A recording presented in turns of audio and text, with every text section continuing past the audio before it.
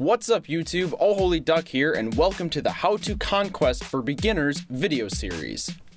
The purpose of these videos are to get the players who are new to Smite, and more specifically, those who are new to Conquest, more comfortable within the game mode, and to shorten the learning curve of Conquest. In this video, we will cover Conquest at a very high level, introduce you to the map, as well as covering the very beginning of the game.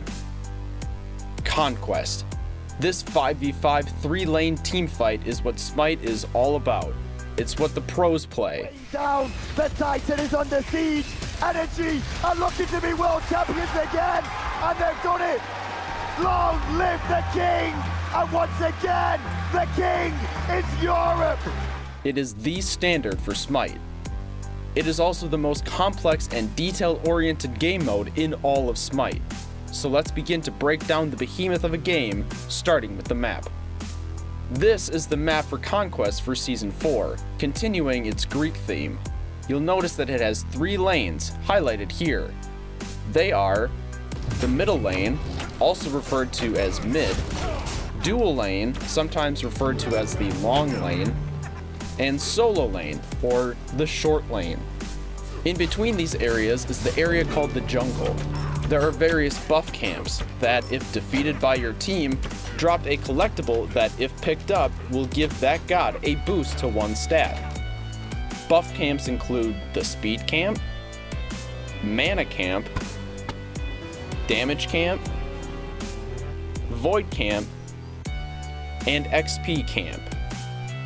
On the either end of the map are the 2 bases, the Order side with Mount Olympus as a backdrop, and the Chaos side with the volcano as a backdrop.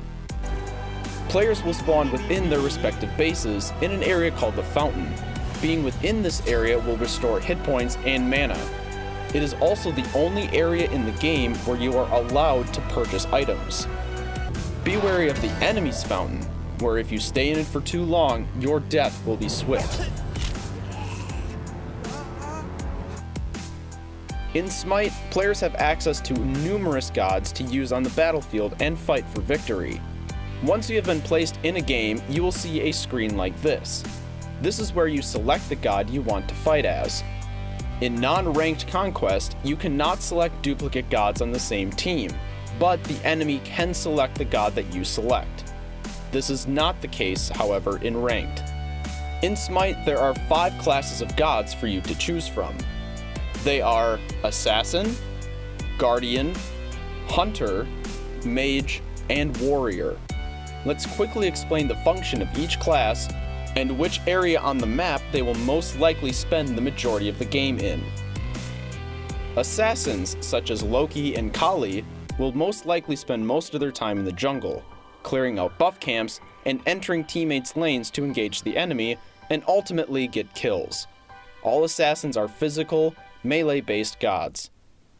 Guardians, such as Sylvanas and Ganesh, will most likely start the game in the dual lane, providing support, disrupting enemies, soaking up damage, and being just generally annoying. Typically, Guardians don't focus on getting kills, but rather setting up kills more easily for their team. All Guardians are magical, melee-based gods. Every team benefits greatly from having a Guardian on it, so show them the love that they deserve. Hunters such as Apollo and Kernanos will also be in the dual lane, alongside their trusted Guardian most of the time. These gods' main role is to level up as fast as possible so they can greatly sway the battle in their favor during the later stages of the game. Kills are the name of the game for these ranged physical gods, so get good at landing those auto attacks. Mages such as Ra and Poseidon will almost always live in the middle lane, with the exception of Kronos and Freya, who are often classified as magical hunters.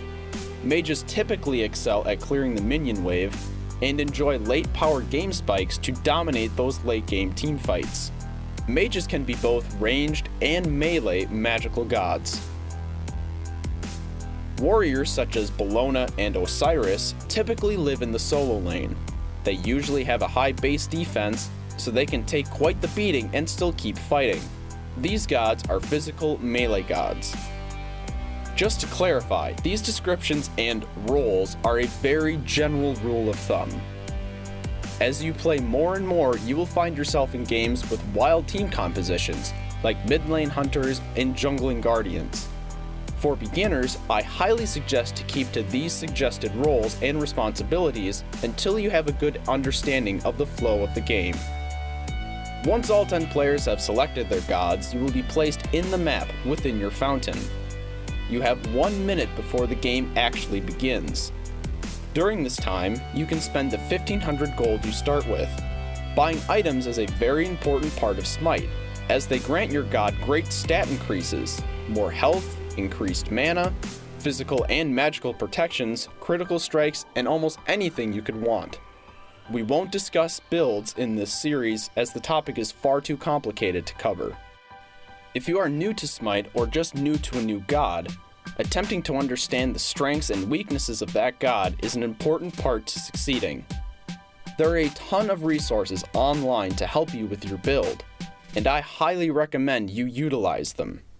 I will add that don't take one online build as the word of God. Compare it to others, see what common themes are present, and use that as a baseline. At the end of the day, every god can be built in a million different ways. Find out how you want to play with that god, and just do it. Until next time, good night and good duck.